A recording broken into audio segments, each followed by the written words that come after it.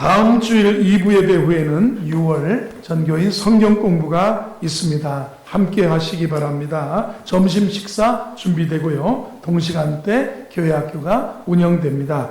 담임 목사 동정입니다. 우즈베키스탄 정창길 선교사 선교지를 방문하게 되었습니다. 오늘 저녁부터 토요일 날 오전에 9시에 도착하게 됩니다. 19년 전에 우즈베키스탄에 선교사로 간 신학대학의 후배입니다. 건강한 교회 한만진 목사와 또 저희 장인어르신 정부웅 장로님하고 셋이서 선교지를 방문하고 답사하게 되었습니다.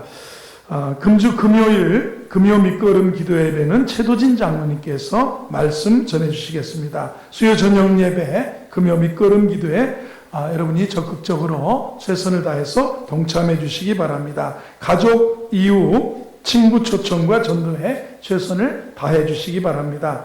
헌금은 현장에서도 그리고 온라인으로도 참여하실 수 있습니다.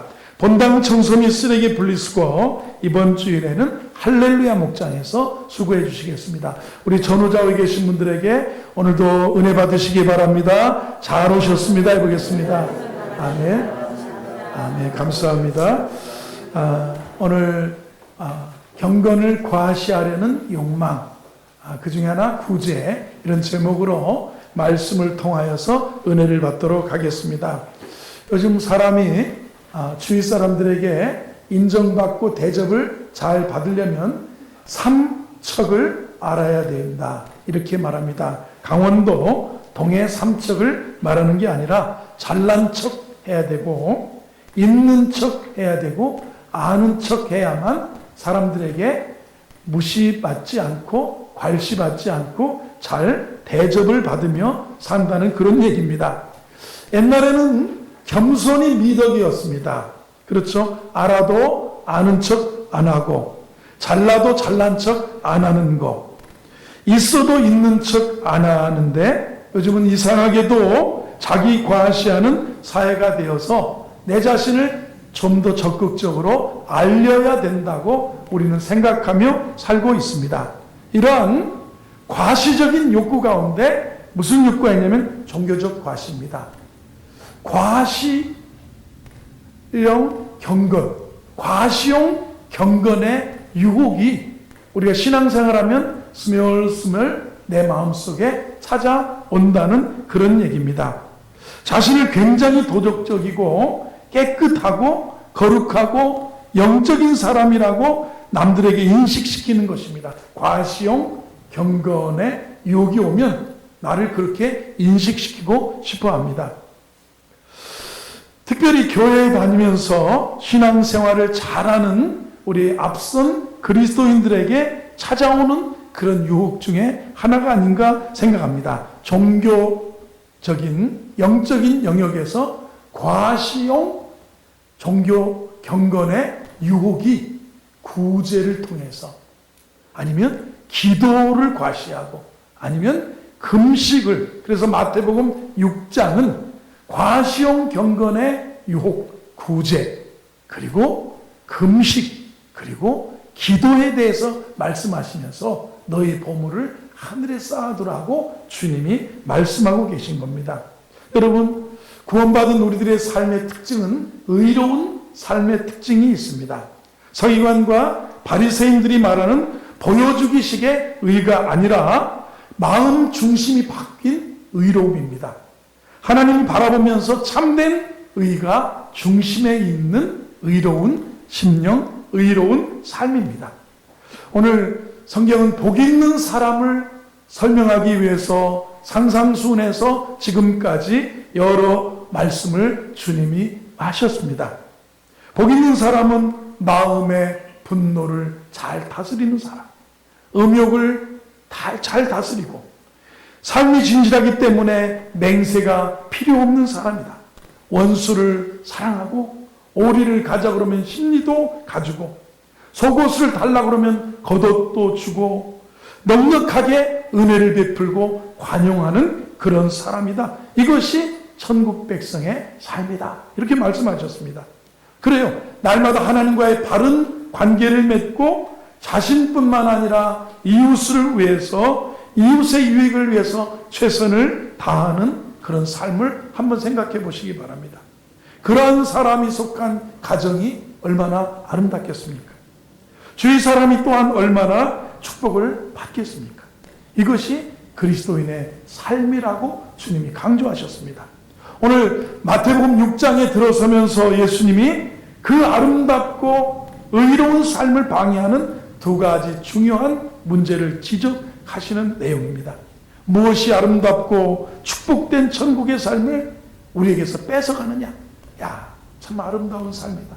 야, 경건의 삶이다. 참 귀하시다. 이랬는데 이 아름다움을 빼앗아가는 그런 삶이 있다라는 겁니다. 그것이 뭐냐면 자신의 경건을 과시하고자 하는 욕망이라는 겁니다. 이것을 오늘 본문에서 우리가 살펴볼 것이고요. 두 번째는 물질적인 부를 통해서 자신의 안전을 꾀하려고 하는 그 욕망이 우리를 파괴시킨다는 겁니다. 그래서 너희를 위하여 보물을 땅에만 쌓지 말고 하늘에 쌓아두라. 이 6장의 하반부에 나오는 말씀입니다. 예수님은 설교를 통해서 이 두 가지 욕망에 빠지지 않도록 강력하게 경고하셨습니다. 특별히 경건을 과시하고 싶은 욕망에 빠지면 아무리 믿음 생활을 오래 한 사람이라도 서기관과 바리새인의 의를 벗어날 수 없다는 겁니다. 오늘 1절을 보겠습니다. 자, 이 과시형 경건의 유혹에서 벗어날 수 있는 길을 먼저 이렇게 말씀합니다. 시작. 사람에게 보이려고 그들 앞에서 너의 의를 행하지 않도록 주의하라. 그리하지 아니하면 하늘에 계신 너희 아버지께 상을 얻지 못하느냐. 사람에게 보이려고 그들 앞에서 너희의 의를 행하지 않도록 주의하라. 그리하지 아니하면 하늘에 계신 너희 아버지께 상을 받지 못하느니라. 구제, 기도, 금식. 아이고, 이분은 금식을 늘 하시는 분이야.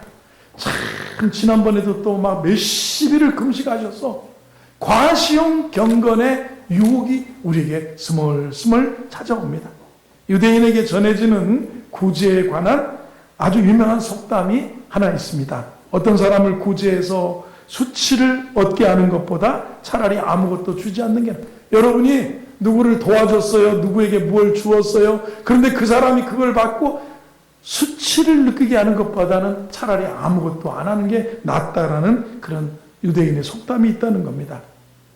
쉽게 말하면 내가 구제를 하는데 대중에게 보이려고 하는 거라면 소용이 없을 뿐만 아니라 도움이 필요한 사람에게 상처가 된다는 겁니다. 예를 들면요. 주위에 어떤 사람이 굉장히 어렵다는 얘기를 들었습니다. 그래서 그분에게 아유 김 집사 좀 나와봐. 그래가지고 여러분 중에 한 분이 아니면 제가 100만 원을 줬어요. 100만 원을 주고 잘 이렇게 살라고. 그런데 너무너무 고마운 분이시다. 우리 고건사님은 너무너무 고마운 분이다.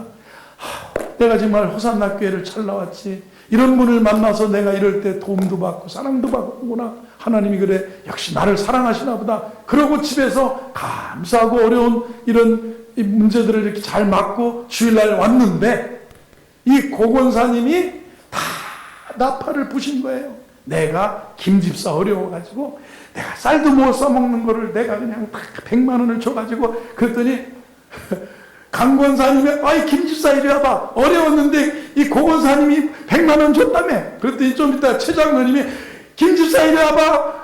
어려운데 고건사님이 100만 원 줘서 살았다며. 그래가지고 김집사님이 고마움을 느끼고 너무너무 감동받았다가 부끄러움과 상처와 수치심을 느꼈다면 이것이 뭐냐면 내가 구제를 두고 내가 나팔을 불어서 내가 상급을 다 잊어버리고 내가 상대방에게 덕을 끼치지 못하는 그런 전형적인 하나의 이런 예가 될 수 있겠다 이런 생각이 됩니다. 왜냐하면 사람에게 보이려고 하고 2절을 보겠습니다. 2절에 이렇게 말씀합니다. 그러므로 시작. 그러므로 구제할 때 외식하는 자가 사람에게 영광을 받으려고 회당과 거리에서 하는 것 같이 너희 앞에 나팔을 불지 마라. 진실로 너에게 이르노니 그들은 자기 상을 이미 받았노라. 나팔을 불지 말아라. 한번 더 했습니다. 나팔을 불지 말라. 왜냐하면 자기 상을 이미 받아. 근데요, 저도요, 경건을 얼마나 과시하고 싶고, 내가 기도 많이 하는 모습 보여주고 싶고, 내가 금식도 잘 하는 나는 일주일에 이틀을 금식하고, 나는 막 뭘 하고, 바리새인이 그렇게 주님 앞에 읊어대지 않았습니까? 그런데 그런 게 있어요. 제가 2주 전에, 저 40년 전에, 고등부 3학년 때 신앙생활을 같이 하던 친구들이 이렇게 모이게 됐어요. 2주 전에. 그래서 저기 일산에서 모였는데 6명이 모였습니다. 그래서 갔습니다. 가다가 최성묵 목사 동생 최종묵이라는 친구도 요 일산 동구천왕 옆에서 목회를 합니다. 개척교회를 하는데 제가 가면서 태워가지고 그 모임에 갔습니다. 근데 거기를 왜 갔냐면 우리 친구 중 한 사람이 육군 대령을 마치고 컬링이라고 있어요. 컬링 막 연미야 마당비 쓸고 막 이렇게 하던 거 컬링 옆에 사무총장으로 있다가 그 다음에 이제 몇 년 있다가 그만두고 지금은 이제 놀고 있는데 저 구사단 백마부대에서 정훈장교를 할 때 동네 지역회사 대표가 부대의 위문을 자주 하고 관계를 맺었는데 어이 김 선생님 뭐 하셔? 그래서 나 지금 놀고 있어요. 아 그러면 우리 백화점 내가 가게 하나 내줄 테니까 가게 좀 할래요? 그래서 그 구두 회사를 롯데백화점에서 가게를 매장을 준다고 해서 2달 동안 열심히 판매하고 세일하는 거를 배웠는데 육군 대령하고 무슨 사무하다가 죽을 맛이더래요. 아 죽을 것 같아 힘들어서 이 체력도 안 되고 그러면 정훈장교를 했으니까 군대 모든 걸 홍보를 다 감당했으니까 와서 우리 회사 홍보이사로 와라. 그래서 홍보이사가 돼서 그 회사 책자도 만들고 하니까 우리를 초청해서 구두 하나 사달라는 얘기지 뭐 솔직히 그래서 그 회사를 갔습니다. 가서 이렇게 기도도 하고 상설 매장이 있어요. 그 회사의 공장에 상설 매장이 있는데 제가 이제 제 경건을 자랑하는 거예요. 쉽게 얘기하면 이게 안 좋다는 얘기를 하는 제가 같이 간 우리 최성묵 목사 동생 최정묵 목사에게 보니까 대장암이 와가지고 6개월 전에 수술을 했어요. 근데 구두를 신고 왔는데 구두가 다 낡았어요.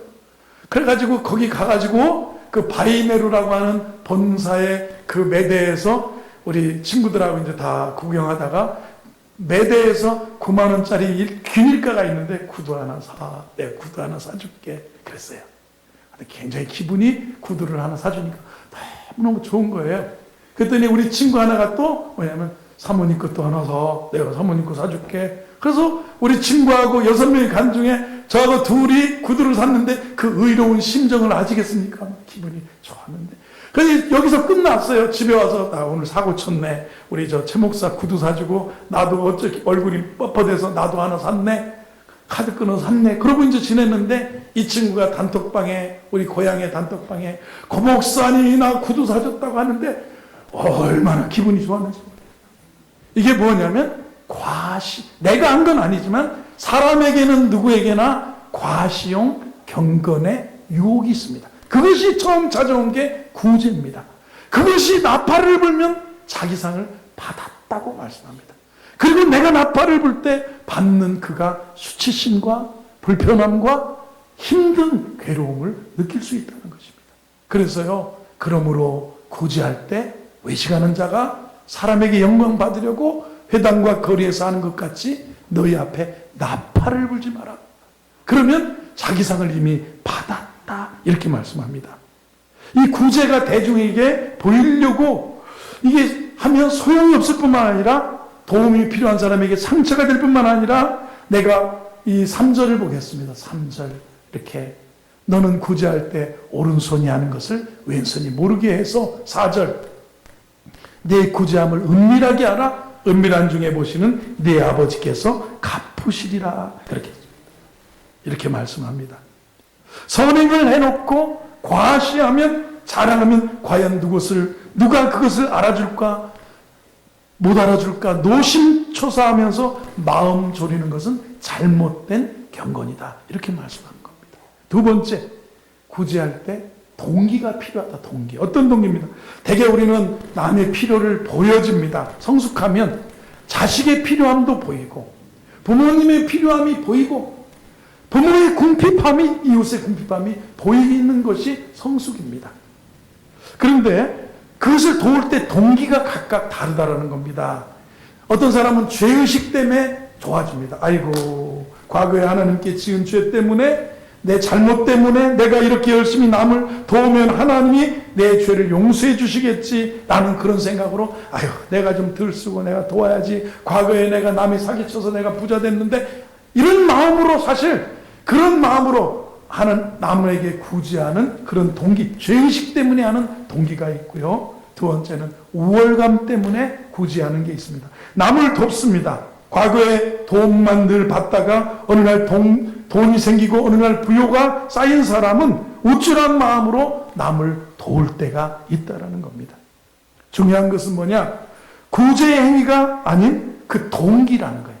구제했다 이것도 중요하지만 뭐예요? 동기가 중요하다는 겁니다. 선행을 통해서 바라고 기대하는 것을 살펴보면 금방 동기가 드러난다는 겁니다. 내가 정말 그 사람을 돕기 위함인가? 아니면 그 외에 다른 이유가 있는가? 이 조금이라도 생각해 보는 것이 소중합니다. 그래서 오늘 2절에 그렇게 말합니다. 2절 같이 봅니다. 2절 말씀 시작. 그러므로 구제할 때 외식하는 자가 사람에게서 영광을 받으려고 회당과 거리에서 하는 것 같이 너희 앞에 나팔을 불지 말라. 진실로 너희에게 이르노니 그들은 자기 상을 이미 받았니라. 외식하는 자라고 그랬습니다.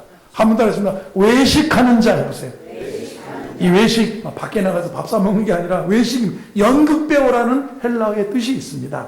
이 사람은 뭐냐? 배우는 자기와 전혀 상관없는 극 중에 인물에 몰입해가지고 그 사람인 척 연기하는 겁니다. 좋지도 않은데 이렇게 막 연기하는 거예요. 그래서 외식하는 거예요. 누군가를 돕고 나서 아니면 헌금을 하고 나서 자신의 행동을 은근히 알리고 자랑하는 것은 하나님 앞에서 연극하는 것 같다. 여러분 이거 나쁜 거 아니에요. 진짜 마음의 동기를 주님이 보신다는 그런 얘기예요. 예수님은 잘못된 동기와 태도로 다른 사람을 구제하는 사람들에 대해서 이렇게 그러므로 구제할 때 외식하는 자가 사람에게서 영광을 받으려고 회당과 거리에서 하는 것 같이 너희 앞에 나팔을 불지 말라. 진실로 너에게 이르노니 그들은 자기 상을 이미 받았다. 다른 사람에게 잘 보이기 위해서 구제하고 사람들의 칭찬을 바란다면 상을 이미 받은 거라는 겁니다. 우리는 남을 돕고 나서 사람에게 칭찬받기를 여러분은 원하십니까? 만일 그렇다면 여러분 칭찬 받으실 수 있어요. 그러나 기억하라는 겁니다. 이미 하늘의 상급은 집으로 완료됐다는 거예요. 이 자기 상을 이미 하늘나라 가면 너 이렇게 열심히 살았는데 너 다 이 땅에서 칭찬도 받고 너 다 이 땅에서 인정도 받고 그랬으니까 다 집으로 완료됐다는 거예요. 자기 상을 받았다. 집을 완료됐다. 한번 집을 완료. 여러분 뭐 영수증 받아가지고 제가 돈 냈다고 써주세요. 저기 내가 와이셔츠 하나 샀는데 와이셔츠 단축구멍 잘못됐는데 이거 해서 했으니까 집을 완료 수선비 냈다고 집을 완료 해주세요. 뭐 예를 들면 그런 거예요. 집을 이미 더 이상의 하늘의 칭찬과 상급을 받을 게 없다. 그런 얘기입니다. 오늘 우리가 유명한 기독교 사상가의 오스 기니스라고 하는 분이 있습니다. 이분이 한동안 청교도들에 대해서 연구를 했습니다. 그래서 청교도들의 삶을 한 문장으로 요약했습니다. 청교도들, 한 사람의 청중 앞에서만 살았던 사람들. 누구요?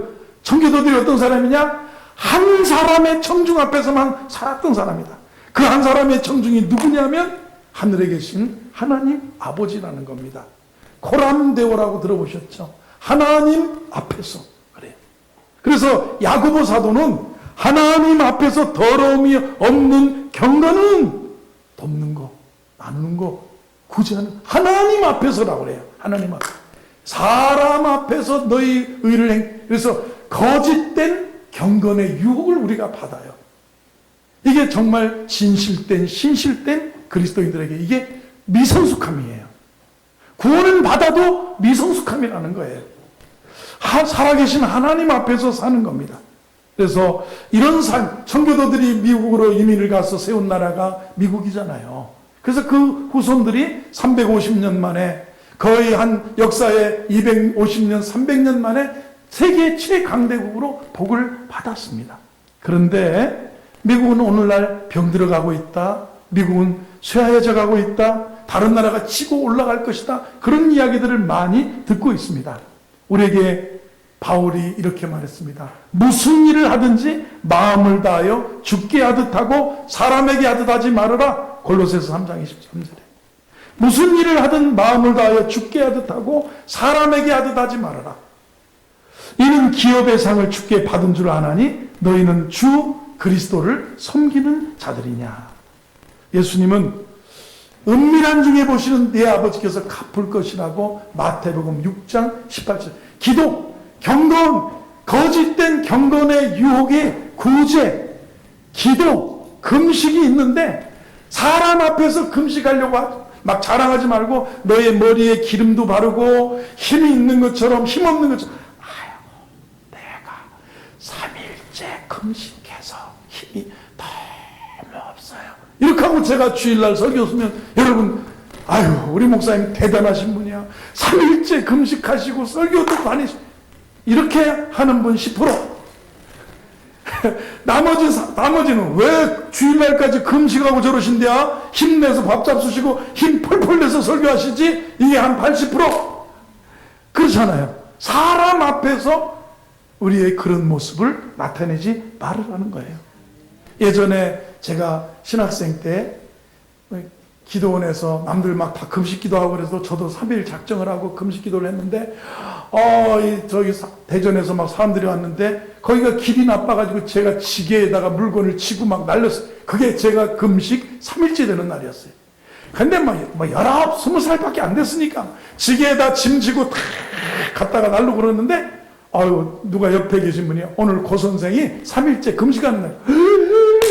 네가 3일째 금식하는 날이었냐? 그런데 왜 이렇게 펄펄 나느냐? 저는 그때 아주 순수한 마음으로 기도할 때 너희 머리에 기름을 바르고 그래야 하고 그래서 막 힘이 있는 것처럼 금식 같은 거 안 하는 것처럼 힘내가지고 이렇게 줬어요. 그랬더니 차라리 그게 낫더라고요. 내가 오늘 3일 금식제라. 이런 사실은 이것입니다. 이런 과시형 경건의 유혹이 우리에게 있습니다. 우리 목사님들하고 이야기를 하다가 이제 우리 같은 동기들 목사님들끼리 있는데 우리 전도사 때 이런 일이 있었어요. 누가 어느 분이 그러는 거예요.